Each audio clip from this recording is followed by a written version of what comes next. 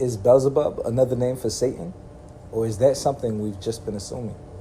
The name Beelzebub comes from the Hebrew Baal Zavuv, meaning Lord of the Flies. Now look at how Scripture introduced it. 2 Kings 1:2. Go, inquire of Beelzebub, the god of Ekron, whether I shall recover from this disease. So Beelzebub is introduced as the god of Ekron, a Philistine god.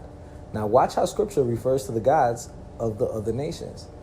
In Psalm 96, verse 5, it says, for all the gods of the nations are idols, but the Lord made the heavens. So when Scripture talks about the gods of the nations, it's talking about idols. And then the New Testament tells you what an idol is. In 1 Corinthians 8:4, Paul says, an idol is nothing in the world. Now catch this. The Greek word there for nothing is uden.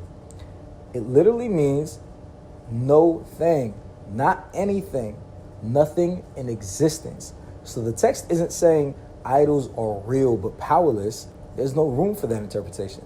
It's saying they are no thing at all. So Beelzebub, the Lord of the Flies, this so-called God, falls into that same category, an idol.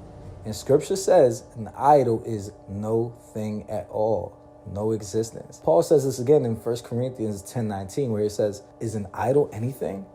No. So this isn't another name for Satan or some so-called Satan being. This is a so-called God that Scripture itself reduces to nothing. So where did the idea of Beelzebub being Satan come from? That comes from Matthew chapter 12, verse 24, where they say about Jesus, he casts out demons by Beelzebub, the prince of demons, a false accusation. And Jesus responds, if Satan cast out Satan, he is divided. He is responding to what they're saying. But for a full breakdown of that passage, watch my video, Satan Cast Out Satan, where I go through it in its proper context. So again, the conclusion is Beelzebub is a Philistine idol, and idols are no thing at all.